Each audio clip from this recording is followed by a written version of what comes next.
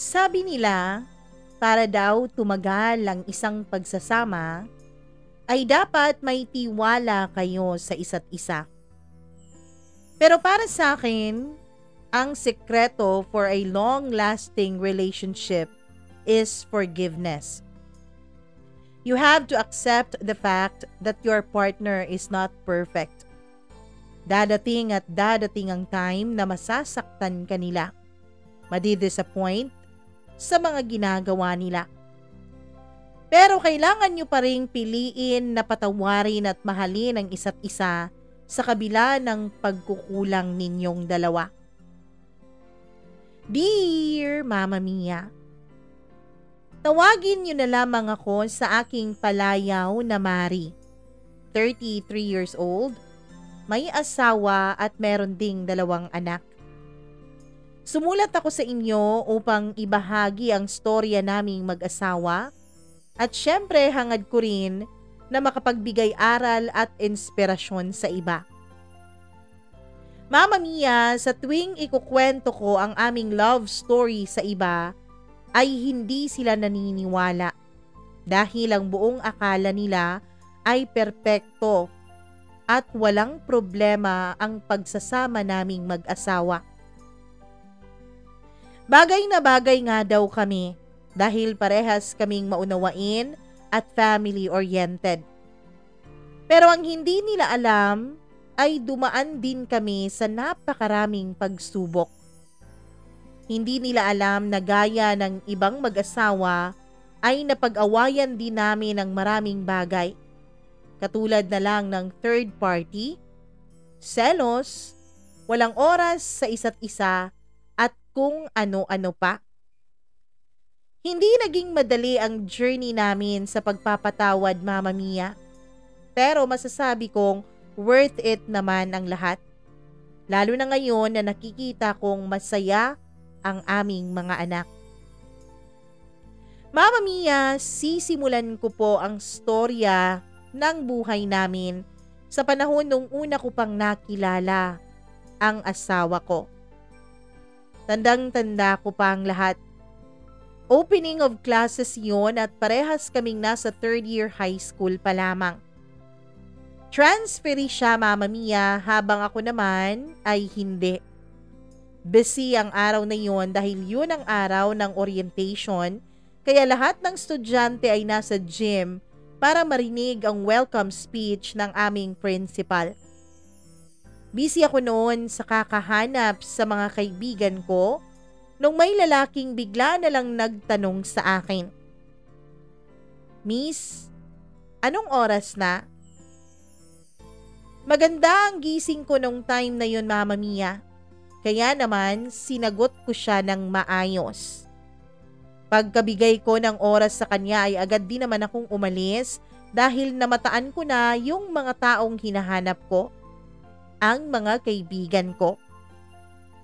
Pagkalapit ko sa kanila ay inusisa nila agad ako tungkol sa lalaking nagtanong sa akin. "Sino yun, girl? Gwapo nun ah. Anong name niya?" Sunod-sunod na tanong nila. "Ha? Alin? Sinong gwapo? Yung kausap ko? Hindi ko alam eh. Hindi ko kasi siya natitigan. Nagmamadali kasi ako para mahanap ko kayo." Sagot ko naman. Sa totoo, Mama Mia, ay na-curious ako sa itsura niya dahil siya lang ang naging bukang bibig ng mga kaibigan ko habang nagaganap ang orientation. Pagkatapos ng flag ceremony at speech ng principal namin ay isa-isa na kaming pumunta sa aming classroom. Laking tuwa nga namin dahil magkaklase kaming lahat na mga magkaibigan. Ibig sabihin, anli daldalan at anli kabaliwan na naman. Pero isang lalaki ang pumukaw sa aking atensyon, Mama Mia. At siguradong sigurado ako na transfer siya dahil ngayon ko lang siya nakita sa school namin.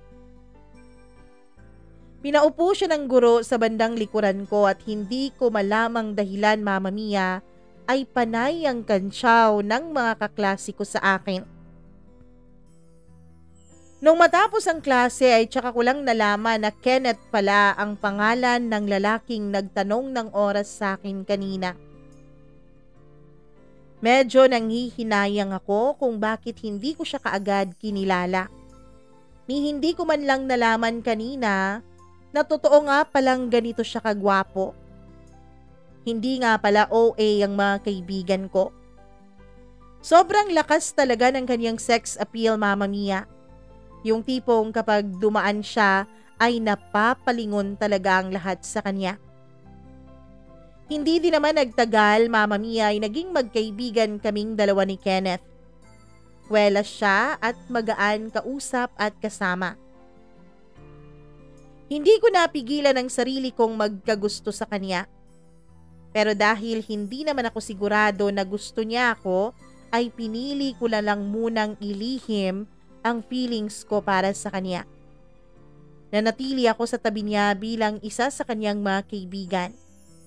Hanggang sa may usap-usapan akong narinig na may nililigawan na raw si Kenneth sa kabilang section. Kahit wala naman akong karapatan na magalit o magselos, ay hindi ko mapigilan na maramdaman yon, Mama Mia. Mari, kanina pa kita hinahanap. Ano, sabay tayong mag-lunch? Masiglang tanong sa akin ni Kenneth nung matapos ang klase namin. Hindi na, busog pa ako eh. Agad kong pagtanggi sa paanyayan niya. Mama Mia, sa totoo lang ay gusto kong pagalitan ang sarili ko nung mga oras na yon. Dahil kung makaasta ko ay daig ko pa ang isang girlfriend na hindi napagbigyan sa kanyang gusto. Uy, Mari, may problema ka ba? Ba't ka ganyan ha? Dati hindi ka naman tumatanggi kapag kainan ng usapan na. Sige na, samahan mo na ako. Pangungulit pa niya sa akin. Busog nga ako, okay? Kung gusto mong kumain, go! Hindi ko naman dala yung kantin. Pumunta ka doon. Naiinis kong sabi sa kanya. Teka nga, galit ka ba sa akin? May nagawa ba ako? Nagtataka niyang tanong sa akin. Ano ba? Ba't ba ang kulit mo, Kenneth? Hindi ako galit, okay? Kaya sige na. Kung gutom ka at gusto mong kumain, dun ka na. Pumunta ka na sa kantin at isama mo na yung Kathleen na yon. Hindi ko napigilan ang sarili ko at nabanggit ko ang pangalan na ang sabi ng iba ay kanyang nililigawan. Mama Mia, may ilang segundo din kaming natahimik bago siya humagalpak ng tawa. Sige na nga, iwan na nga kita. Sabi niya sabay alis. Mas nainis ako dahil sa reaksyon niyang yon, Mama Mia. Pakiramdam ko kasi ay wala talaga siyang pakialam sa nararamdaman ko. Pakiramdam ko ay pinagtatawanan niyang lang ang pagsiselos kong yon. Nang dahil sa nangyari ay naisip ko na kailangan ko na talaga sigurong kalimutan ang feelings ko para kay Kenneth. Umuwi ako nung araw na yon na may luha sa aking mga mata at wasak na wasak ang puso ko. Ilang araw ko ring iniiwasan si Kenneth para makamove on na ako. Pero isang araw, Mama Mia, ay bigla na lang nagtapat si Kenneth sa akin ng kanyang tunay na nararamdaman. Alam mo, Mari, wala kang dapat ipagselos dahil sa simula pa lang ikaw naman talaga ang gusto ko. Hindi ko lang talaga masabi sa'yo dahil natatakot ako na baka masira kung anumang pagkakaibigan na meron tayo. Pahayag niya sa akin. Anong ibig mong sabihin? Maang-maangan ko pang sagot kahit na ang totoo ay kilig na ang lola niyo nung mga panahon na yon. Mahal kita, Mari. Mahal na mahal kita. At gusto ko sanang maging girlfriend kita. Pwede ba yon? Diretso niyang sagot sa akin. Mama Mia, sobrang saya ng puso ko nung araw na yon. Kaya hindi na rin ako nagpakipot pa at pumayag na ako sa gusto niya. Ayoko rin kasi, Mama Mia, na maudlot pa ang kilig na nararamdaman ko. mahal din kita, Kenneth. Kaya pumapayag ako na maging girlfriend mo. Sagot ko sa kanya. Sa sobrang saya ko, Mama Mia, ay napayakap ako kay Kenneth. At syempre yumakap rin siya sa akin ng mahigpit. Kay tagal kong hinintay ang araw na yon. Ang araw na magiging opisyal na ang relasyon naming dalawa. Masaya at punong-puno ng tawanan ang naging relasyon namin ni Kenneth. At kung mag-away man kaming dalawa ay dahil lang sa maliliit na bagay. Katulad na lang ng pagiging late niya sa tuwing may usapan kaming dalawa.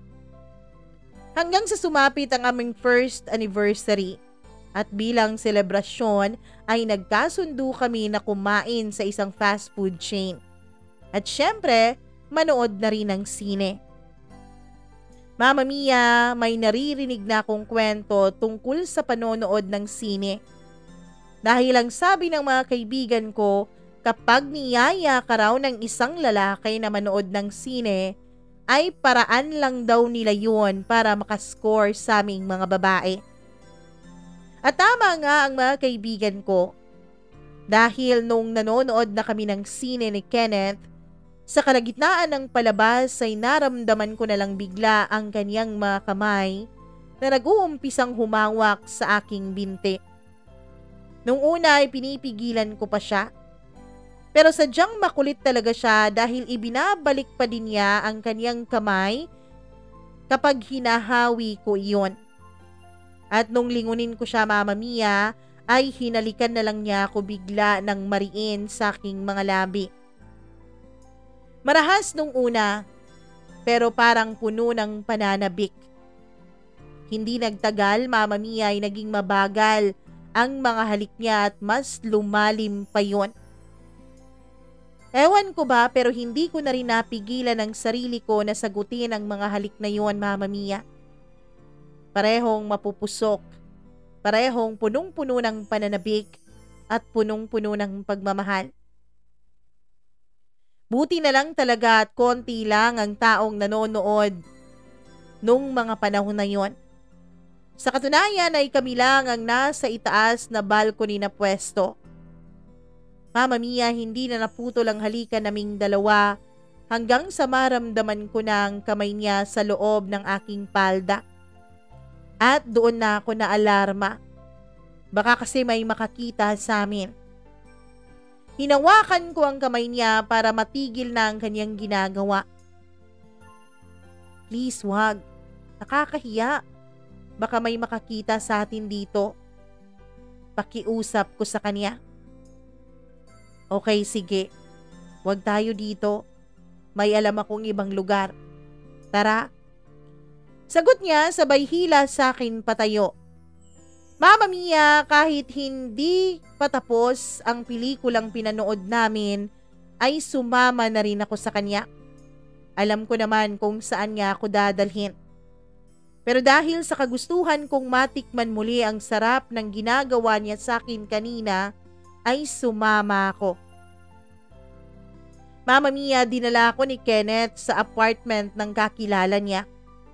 Wala daw doon ang kaibigan niya at pumayag daw naman ito na doon muna kami tumambay. Siyempre, Mama Mia, ay hindi naman pagtambay ang ipinunta namin ni Kenneth doon. Medyo naiilang pa nga ako nung una. Pero nung inumpisahan na niya akong halikan, ay nawala na lahat ng agam-agam na meron ako.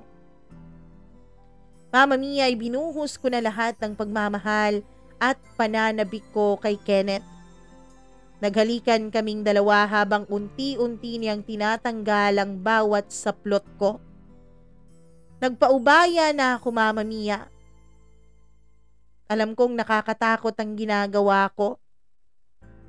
Pero nasasabik na rin kasi ako na makatikim sa tinatawag nilang sex. Hindi naman ako ganon ka-inosente, Mama Mia, pagdating sa bagay na yon.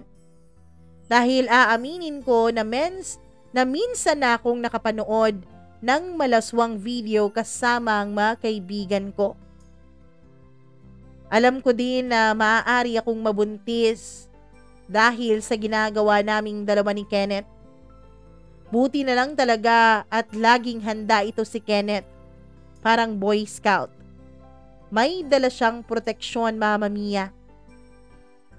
Doon ko lang na-realize na siguro sa umpisa pa lamang ay ito na talaga ang gustong mangyari ni Kenneth. Kaya handa siya. Hinayaan namin ang mga sarili naming malunod sa makamundong kaligayahan. Masakit nung una, Mama Mia, pero saglit lang ang sakit na yon dahil agad namang napalitan ng sarap. Naramdaman ko ang labis na pagmamahal sa akin ni Kenneth habang may nangyayari sa aming dalawa. Ang inakala ko nga, Mama Mia, na dahil nga sa naipahayag na namin ni Kenneth ang aming mga damdamin sa bagay na yon, ay mas magiging matibay pa ang relasyon naming dalawa. Hanggang sa tumungtong na kami ng kolehiyo. Same kami ng university, pero magkaiba kami ng kurso. Mama Mia, aaminin ko na medyo nahirapan ako. Lalo na at may mga araw na hindi magkatugma ang mga schedules naming dalawa. Naging busy na rin siya lalo na nung sumali siya sa basketball team ng university namin. Mama Mia, dun ko naramdaman ang kawalan niya ng oras sa akin. Kenneth naman, lagi na lang ba yung basketball ang uunahin mo? Paano naman ako? Paano naman tayo? Naiinis kong pahayag sa kanya. Please naman babe, pag-aawayan pa ba natin to ha? Akala ko ba naiintindihan mo na may laro kami sa ibang school, kaya kailangan talaga naming puspusang mag-practice.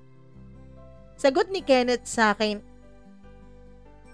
Pero nag-away kami noon, Mama Mia, at yung away na yon ay ang naging umpisa ng pagbabago sa aming relasyon.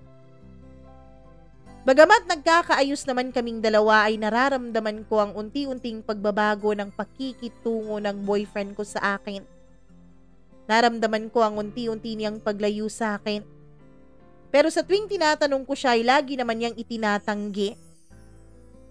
Mama Mia, iniisip ko na lang nung mga oras na yon na siguro nga ay sobrang stress lang siya dahil sa dami ng ginagawa niya. Ginawa ko na lang ang lahat, Mama Mia, para hindi na makadagdag sa kanyang stress. Tiniis ko na wag magalit sa kanya.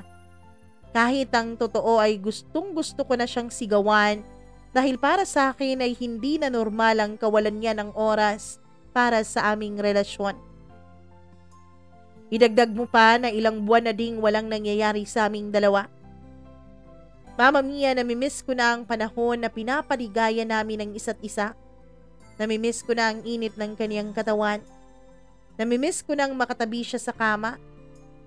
Namimiss ko na ang boyfriend ko, Mama Mia. Isang gabi, nagdesisyon ako na puntahan sa practice game nila si Kenneth. Nagdala rin ako ng pagkain nang sa ganon ay makakain siya. Baka sakaling nagugutom na rin siya sa maghapon nilang pagpa-practice. Mag-aalas 8 na ng gabi, Mama Mia, at sa totoo lang ay sanay na ako na late na siyang nag-a-update sa akin. Nagkasundo kasi kami, Mama Mia, na sa tuwing may practice game siya ay magte-text siya sa akin para mag-inform nang sa ganon ay hindi ako parang praning na nag-iisip kung ano nang nangyari sa kanya at kung nasaan na siya o kung sino na ang mga kasama niya. At gaya ng ibang mga araw, Mama Mia, ay may mga games na naman sila. Sabado noon, kaya naisip ko na puntahan siya dahil total linggo naman bukas at walang pasok. Alam ko kung saan ang practice game nila dahil may nagsabi sa akin kung nasaan yon. Pagkadating ko sa area, Mama Mia, ay naririnig ko na ang ingay na gawa ng kanilang mga sapatos at ng bola. Aaminin ko, Mama Mia, na natuwa ako dahil ibig sabihin noon ay totoo ang mga sinasabi sa akin ni Kenneth. Na laro lang talaga ang pinagkakaabalahan niya. Minsan kasing may nakapagsabi sa akin noon, Mama Mia, na nakita niya si Kenneth na may kasamang ibang babae. Tinanong ko siya agad tungkol doon at tahasa naman niyang itinanggi sa akin. Mahal ko siya, kaya siyang pinaniwalaan ko. Pero ang kasiyahang nararamdaman ko kanina papunta ako sa game niya ay napalitan ng galit at sobrang selos. Dahil ang lalaking pinuntahan ko ay wala sa court, kundi nasa bench at may ibang babaeng katabi. Hindi lang basta magkatabi Mama Mia, kundi magkadikit at magkahawak kamay pa silang dalawa. Mama Mia, sumabog ang galit ko kaya sinugod ko silang dalawa. Eto ba? Eto ba ang game na ginagawa mo gabi-gabi ha? Ang kapal naman ang mukha mo. Sigaw ko kay Kenneth. Babe, anong ginagawa mo dito? Gulat niyang tanong sa akin. Pero imbis na sagutin ko siya ay binalingan ko ang babaeng kalandian niya. At ikaw namang babae ka? Alam mo bang may girlfriend yang pinapatulan mo? Sigaw ko sabay sampal sa babae. Mama Mia, napalakas ang pagsampal ko dahil umalingaw-ngaw iyon sa loob ng gym. Babe, ano ba? Wala kaming ginagawang masama, okay? Kaibigan ko lang siya. Palusot pa ni Kenneth. Kaibigan? Wow! May kaibigan na pala ngayon na magkahawak kamay?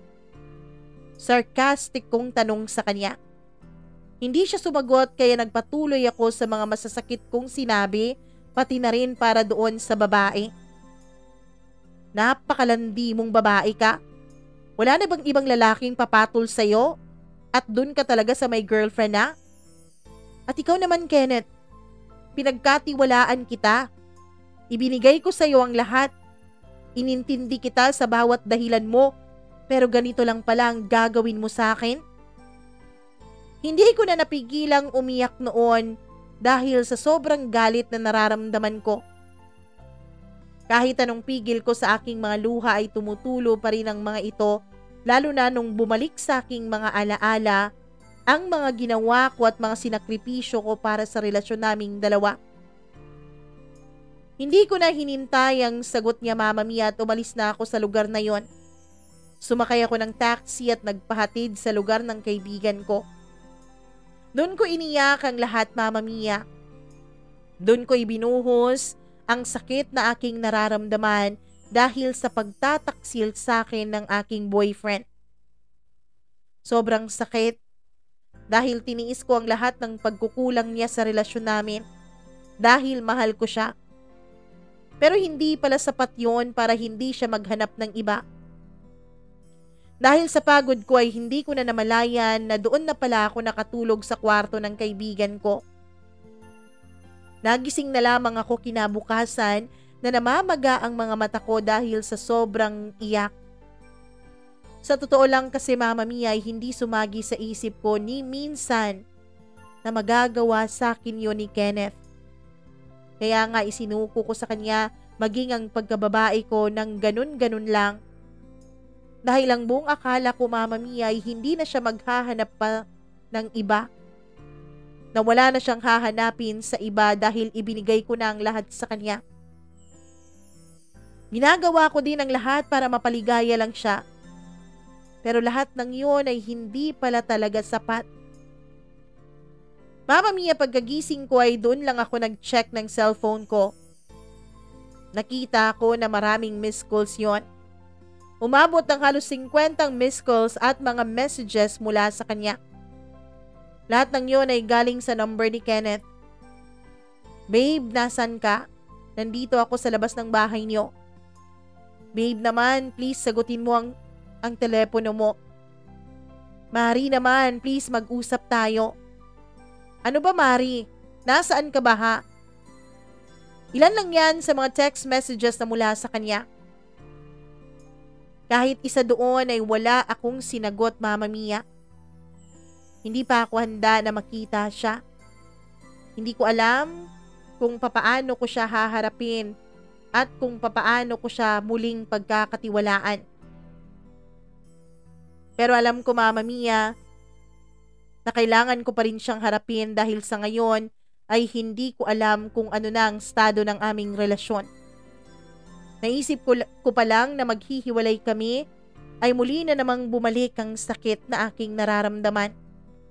Muli na namang tumulo ang aking mga luha na ang akala ko ay tuyo na. Lalo na nung pagkapasok ng kaibigan ko ay agad niya akong niyakap. Alam ko, Mari, na nasasaktan ka ngayon. Pero kasi hindi mo siya pwedeng pagtaguan o iwasan na lang.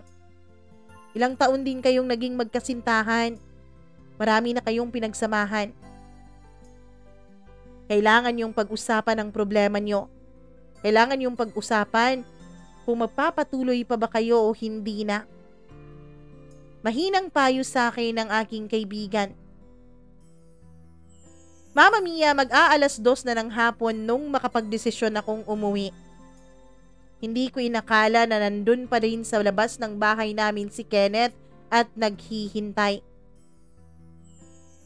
Babe, thank God you're okay. San ka ba galing? Agad niyang sabi sa akin sabay yakap. Hindi ako yumakap pabalik at lalong hindi ko siya sinagot. Babe, please naman mag-usap naman tayo. Hayaan mo na muna akong makapag-explain. Pakiusap niya sa akin. Mama Mia, alam ko na mahal ko pa siya. Kaya alam ko na kapag hihingi siya ng sorry, ay patatawarin ko pa rin siya. Kaya hindi ako pumayag na sa bahay kami mag-usap. Ayokong malaman ng mga magulang ko ang pagkakamali niya. At mas lalong ayokong makita nila ang pagiging tanga ko. Nagpalit lang ako ng damit at dumiretso na agad kami sa isang park na malapit lang sa bahay namin. Umupo kami sa isang part ng park na walang masyadong tao. Hindi ako kumibo, Mama Mia. Kaya siya na lang ang unang nagsalita sa aming dalawa. Babe, I'm sorry. Pero maniwala ka sa akin. Walang nangyari sa amin. Matagal-tagal na siyang nakikipag-flirt sa akin at aaminin ko na natukso ako sa mga panlalandi niya. Pero maniwala ka, babe. Wala kaming relasyon at mas lalong walang nangyari sa aming dalawa. Mahaba niyang paliwanag sa akin. Wala pang nangyayari sa inyo dahil nahuli ko kayo. Pero paano kung hindi ako dumiretso nun kahapon ha? San kayo dediretso? Sagot ko sa kanya. Babe, please, nagsisisi na ako. Pangako hindi ko na uulitin. Iiwas na ako sa tukso. Please, babe, give me another chance. Huwag mo naman sanang itapon ang lahat ng pinagsamahan natin, please. Pakiusap niya pa sa akin. Mama Mia, tawagin niyo na akong tanga. Pero oo, tinanggap ko siyang muli sa buhay ko. Mahal ko siya at naniniwala ako na kapag mahal mo, handa kang tanggapin ang mga pagkakamali niya. Pero alam mo, Mama Mia, kahit pala gaano mo kamahal ang isang tao, kapag nasira at nabali na ang tiwala mo, ay hinding-hindi na kayo babalik pa sa dati. Naging panay na ang pag-aaway naming dalawa. At sa tuwing sinasabi niya na may game sila, may parte talaga sa sarili ko na hindi naniniwala. Lagi ko na lang pinagdududahan ang lahat ng mga ginagawa niya, Mama Mia. Kapag malambing siya, feeling ko ay may kasalanan siyang nagawa. Kapag naman cold siya, feeling ko ay may iba naman siyang babae. Hindi ko talaga alam kung papaano ko pa maibabalik ang tiwala ko kay Kenneth. Hanggang sa isang araw, Mama Mia, ay may nakilala akong lalaki. Tawagin na lang natin siya sa pangalang Luke. Ipinakilala siya sa akin ng isa kong kaklase. Pinsan daw niya. Tulad ko ay nag-aaral pa rin siya, yun nga lang ay sa iba siyang university pumapasok. Mama Mia, sa totoo lang ay para akong nakahanap ng taong mapagsasabihan ko ng problema nang walang halong judgment. Oo, si Luke ang naging hingahan ko sa aking magulong pag-iisip. Mabait siya, Mama Mia. Kapag nagsasabi ako ng problema ay wala akong naririnig mula sa kanya. Hinahayaan lang niya ako na maglabas ng sama ng loob. Hanggang sa hindi ko na namamalayan na unti-unti na pala kaming napapalapit sa isa't isa ni Luke. Mama Mia, dumating ang araw na wala na akong pakialam kung mag-update man sa akin si Kenneth or hindi. Ako din mismo ay nabawasan na ang pangungulit ko sa boyfriend ko. Yung tipong mas nagbibigay pa ako ng update kay Luke tungkol sa buhay ko kesa sa boyfriend ko. Wala naman ako nakitang mali doon, Mama Mia, dahil magkaibigan naman kaming dalawa ni Luke.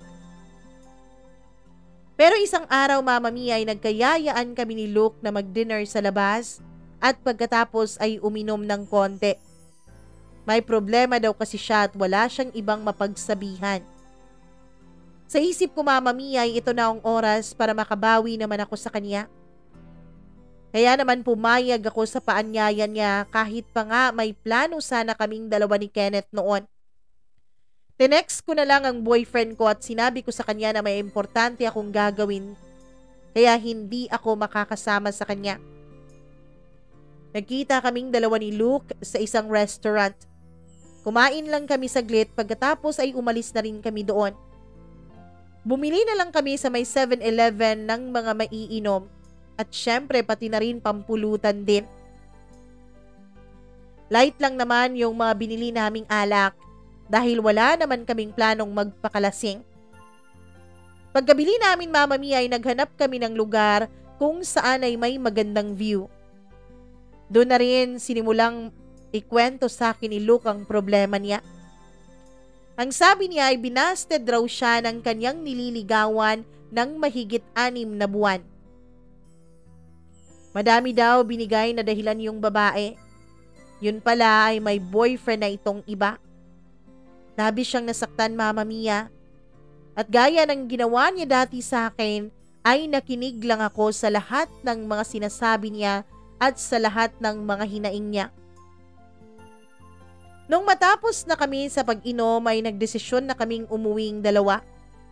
Pero bago yun ay nagpasalamat pa muna siya sa akin.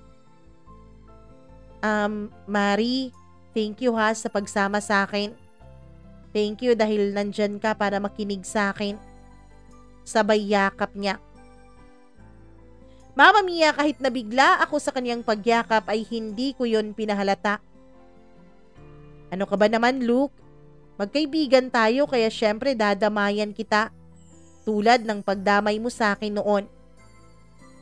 Sagot ko sa kanya.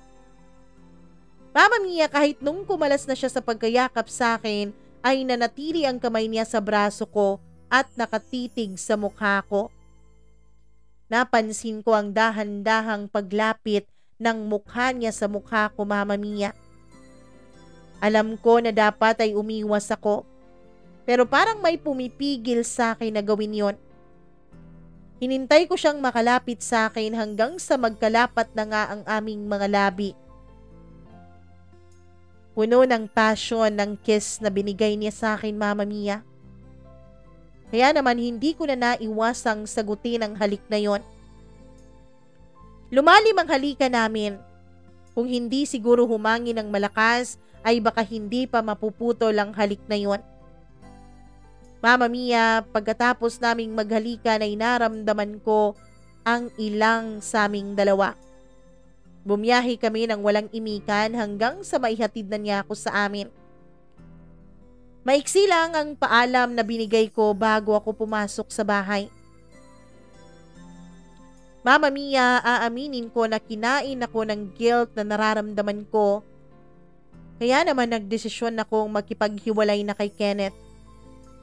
Naisip ko na ito na rin ang tanging paraan para maiiwas ko siya at ang aking sarili sa mga bagay at sakit na maaaring mangyari at maaari naming pagdaanan.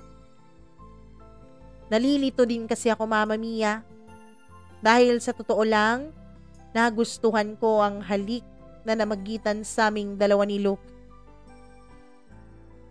Nalilito na ako sa aking nararamdaman.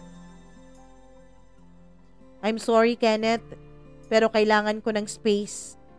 Space para mapag-isipan ang mga bagay-bagay. Naging padalos-dalos ako sa aking desisyon na tanggapin kang muli. Kahit hindi ko pa lubusang napatawad ang mga ginawa mo sa akin. Kaya maghiwalay na muna tayo. At kapag dumating ang araw na magkita tayong muli at pareho pa tayong may pagmamahal para sa isa't isa, baka nga tayong dalawa talaga. Pero sa ngayon, kailangan ko munang gawin to. Hindi lang para sa iyo kundi para na rin sa sarili ko. Mama Mia, hindi ko na binigyan pa si Kenneth ng chance na tumanggi sa hiwalayang hinihingi ko. Nung una ay nangungulit pa siya sa akin. Pero hindi nagtagal ay tumigil na rin siya. Kinausap ko rin si Luke at nagkasundo kaming dalawa na subukan. Baka sakaling mag-work kami.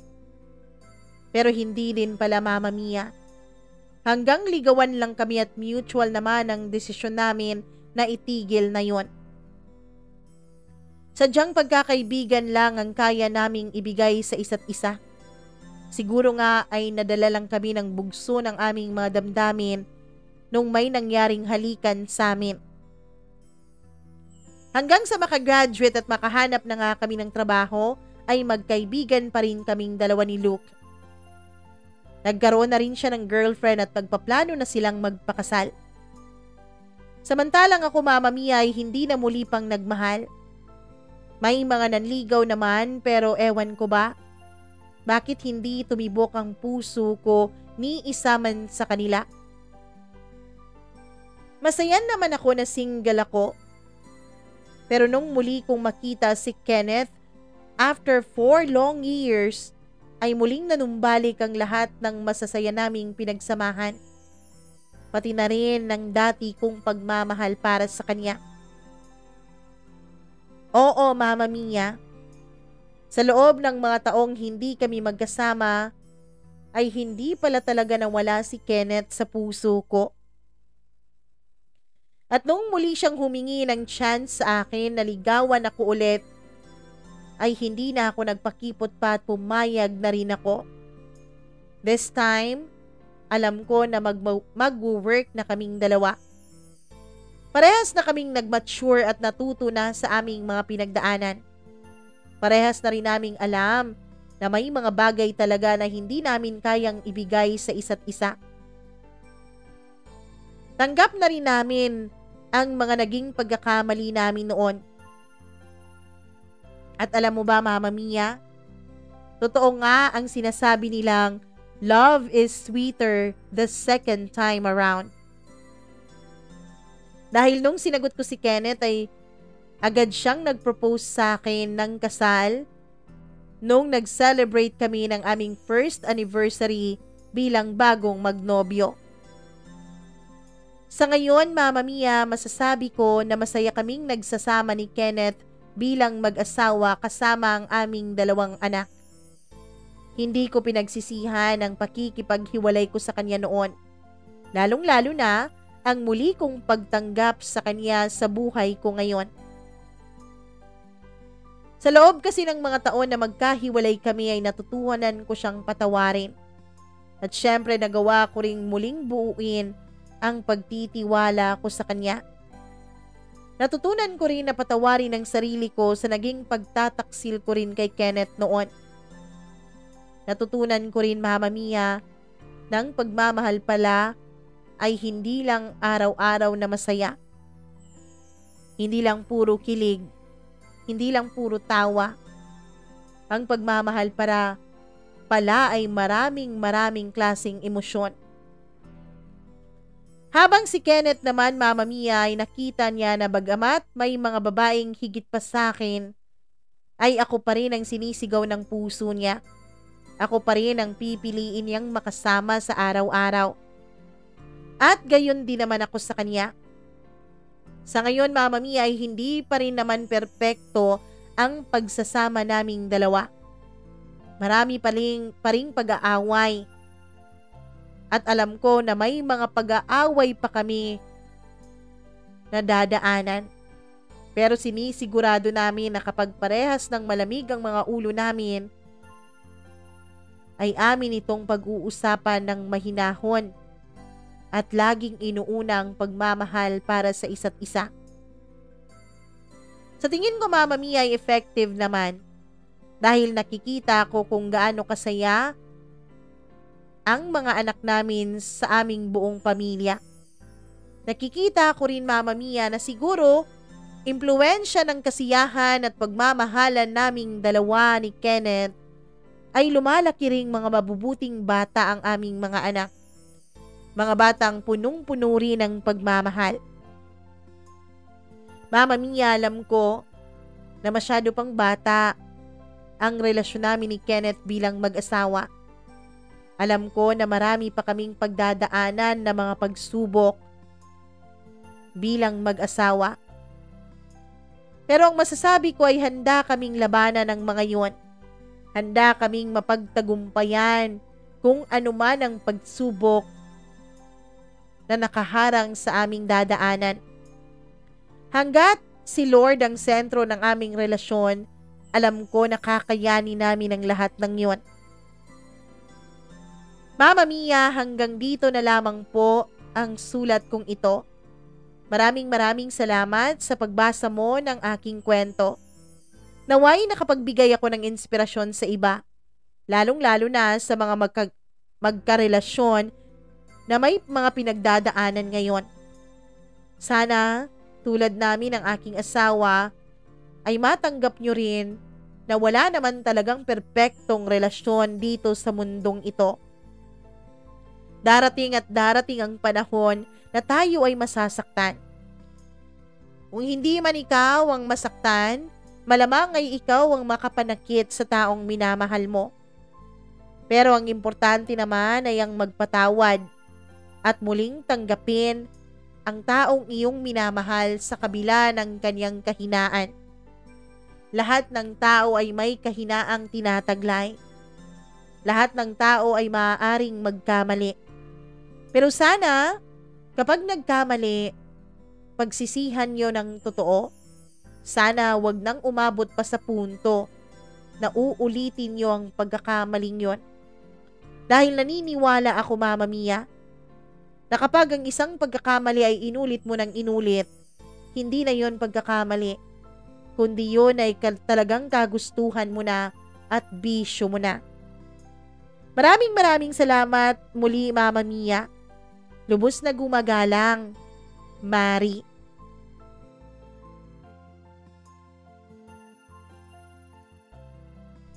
Mari, masayang-masaya ako para sa pamilyang binuo niyong dalawa ni Kenneth.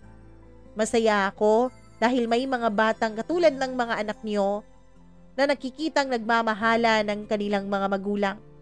Naniniwala kasi ako na yun ay isa sa mga requirements at isa sa mga ingredients para maging mabubuting tao ang inyong mga anak sa hinaharap. Nawa ay maging good example kayo ng patuloy na pagmamahalan sa inyong mga anak. Para kapag dumating ang panahon na sila naman ang pipili kung sino ang taong kanilang iibigin, alam na nila kung ano ang standard na isiset nila para sa mga taong magtatangkang pumasok sa kanilang mga buhay. Maraming salamat sa lahat ng mga nakikinig ngayon sa kwento ni Mari. Kung nagustuhan niyo po ang kwentong ating itinampok ngayong araw, huwag niyo pong kalimutang i-like at i-share ang videong ito, tapos i-subscribe ang ating YouTube channel. I-click mo na rin ang notification bell para lagi kang updated sa bawat video na ating i-upload. Muli po, maraming salamat sa lahat ng mga araw-araw na nakatutok dito sa ating programa, sa lahat ng araw-araw na sumusubaybay at sa mga nakasuporta mula pa nung umpisa. Ako pong muli ang inyong Mama Mia. Magandang araw sa inyong lahat.